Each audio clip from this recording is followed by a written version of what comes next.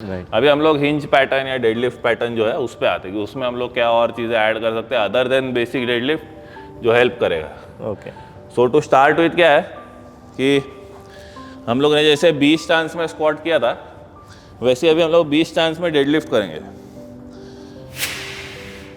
तो मैं 20 स्टांस में हूँ, ठीक है, इसको बोलते हैं 20 स्टांस। 20 स्टांस, हाँ 20 स्टांस। अभी इसमें मैं क्या करूँगा, जो मेरा आगे वाला पैर है उसका मैं नी इससे ज़्यादा बेंड नहीं करूँगा और मुझे नीचे जाना है तो मैं पीछे वाले पैर से जाऊँगा, तो मैं जाऊँगा ऐसे, राइट। तो मैं जब नीचे जा रहा हूँ तो मेरे को जो आगे वाला पैर है उसके हैमस्ट्रिंग में आएगा अच्छा स्ट्रेच, मैं आऊँगा ऊपर, ठीक है।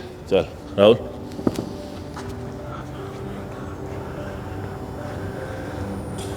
थोड़ा पुढे घे पाय, हां मागचा नी बेंड कर, हां शाबाश, येतोय का हॅमस्ट्रिंगला स्ट्रेच, गुड। नेक्स्ट, अगर मेरे को डेडलिफ्ट में मेरे ग्रॉइन मसल्स पे थोड़ा काम करना है तो मैं इंस्टेड ऑफ नॉर्मल डेडलिफ्ट मैं सुमो डेडलिफ्ट के लिए जाऊंगा।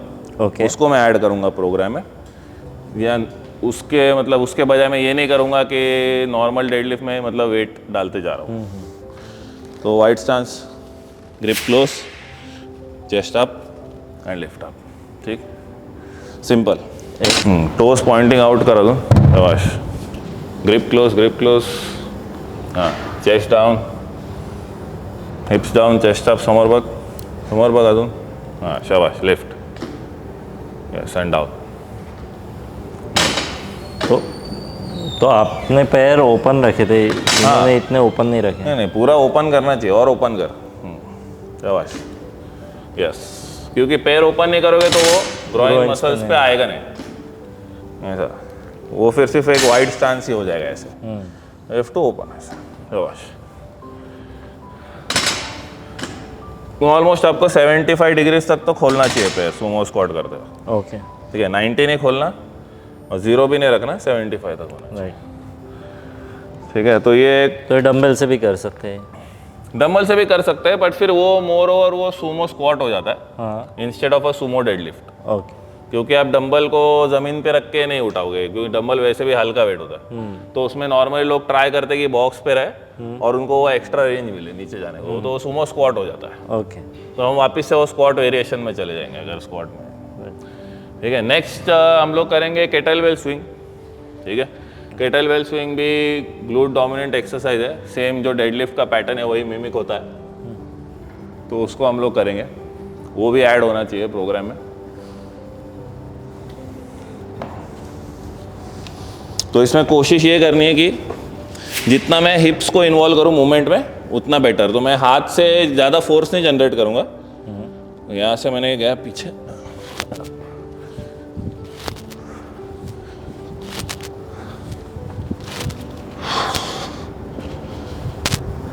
क्या, राइट,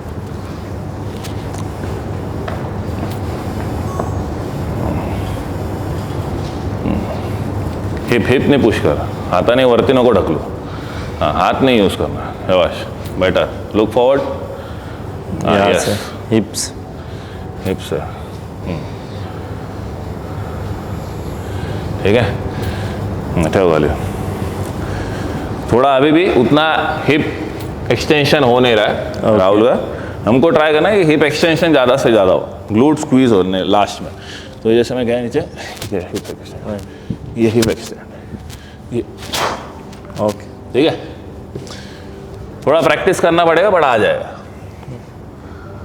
तो नेक्स्ट इस पे आगे बढ़ते हैं। तो जैसे कि केटलबेल स्विंग जो था वो आपने कहा कि थोड़ा एक्सप्लोसिव एक्टिविटी है, तो अभी इसको हम लोग और एक्सप्लोसिव करने के लिए और थोड़ा पावर करने के लिए वही हिप डोमिनेंट हम लोग जंप करें, जो ब्रॉड जंप हो। ओके, ब्रॉड ब्रॉड जंप में हमको कोशिश करना है कि हम वही फुल बॉडी इन्वॉल्व करें, एक काउंटर मूवमेंट ले, तो थोड़ा आप साइड में हो जाओगे तो मैं कूद पाऊंगा। तो शोल्डर विड्थ अपार्ट डिस्टेंस, ठीक है, अच्छा काउंटर मूवमेंट चाहिए आपको, आर्म्स से पुश करके। ये ग्राउंड में भी कर सकते हैं, राइट?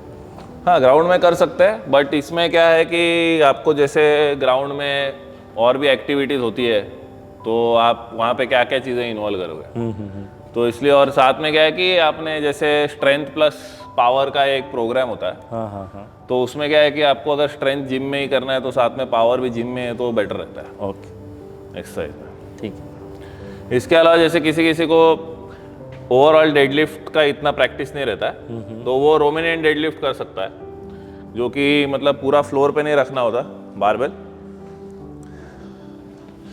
जैसे मैंने उठाया, यहाँ से मैं मिड शिन तक गया, मैं ऊपर आ गया। ओके, तो ये आप बोल सकते हो कि पार्शियल डेडलिफ्ट भी हो गया। Instead of going straight down to the floor, mid shin से मैं ऊपर आ रहा हूँ। अच्छा, ठीक है। तो जिसको डेडलिफ्ट करना नहीं जमता है फ्लोर से, वो ये वेरिएशन कर सकता तो जो शुरुआत में जो लड़के स्टार्ट कर रहे हैं जिनको आता नहीं है उनके लिए अच्छा है। है। Yes, correct. और इसी में क्या है, ये 20 चांस से हम लोग बारबेल डेडलिफ्ट भी कर सकते हैं। जो हमने डंबल डेडलिफ्ट देखा था, तो राहुल डेमोन्स्ट्रेट करेगा 20 चांस में जाके बारबेल डेडलिफ्ट। तो इसके पहले कि हम सिंगल लेग डेडलिफ्ट पे जाए, तो ये सारे डेडलिफ्ट वेरिएशंस काफ़ी इफेक्टिव है। अच्छा, क्योंकि आपने देखा होगा सिंगल लेग डेडलिफ्ट में बहुत लड़कों को बैलेंस नहीं रहता, वो कोलैप्स कर रहे हैं। तो उसमें क्या है कि ये वैसे भी फ्रंट लेग डोमिनेट करता है राइट। ये मूवमेंट को। तो ये चीज़ है, ठीक है। इसमें इसका थोड़ा सा नी थोड़ा ये साइड राइट साइड टिल्ट हो रहा है। वो अभी इतना मतलब इतना वो प्रोएक्टिव नहीं था, बट ठीक है, मतलब एग्रेबल है, इतना मतलब बहुत ज़्यादा वो नहीं हो रहा था। ओके, तो ना मूविंग फॉरवर्ड, जैसे अभी बात किया सिंगल लेग डेडलिफ्ट का, सो नेक्स्ट वेरिएशन भी सिंगल लेग डेडलिफ्ट। तो अगर आपका ये सब वेरिएशंस करते हैं, मास्टर करते हैं, लोड करते हैं, एक स्टेबिलिटी बिल्ड हो जाता है कि आप ये एक्सरसाइज फिर आराम से कर सकते हो। तो जैसे सिंगल लेग डेडलिफ्ट, ये नीचे and up and down and up. तो इसमें क्या है कि शुरू में अगर मैं 2 डंबल ले लूँ 5-5 kg का इंस्टेड ऑफ ये 10 kg का एक, तो क्या होगा कि मेरे को थोड़ा सा बेटर और इजी जाएगा करने में, क्योंकि एक साइड पे ज़्यादा वेट नहीं है ऐसे। राइट। तो ये भी एक प्रोग्रेशन हो सकता है कि पहले आप दोनों हाथ में लाइट वेट्स लेके स्टार्ट करो, फिर एक साइड पे हेवी लोडिंग करो, तो बेटर रहता है। और इसमें क्या है, इसको अगर हम लोग और भी कॉम्प्लेक्स कर सकते हैं, जैसे हम इसमें अगर रोइंग ऐड करते हैं, जैसे सिंगल लेग डेडलिफ्ट रो करते हैं, पकड़ा मैं गया नीचे,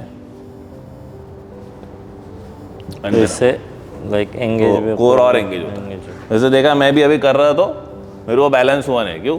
प्रैक्टिस नहीं। तो प्रैक्टिस करो, इससे कोर भी ज़्यादा इन्वॉल्व होता है, बैक के मसल्स भी इन्वॉल्व हो रहे हैं हैमस्ट्रिंग के साथ साथ, तो ज़्यादा स्पोर्ट स्पेसिफिक मूवमेंट हो जाता है। ओके, ऐसा है। इसके अलावा RDL टू स्टेप अप भी कर सकते हैं।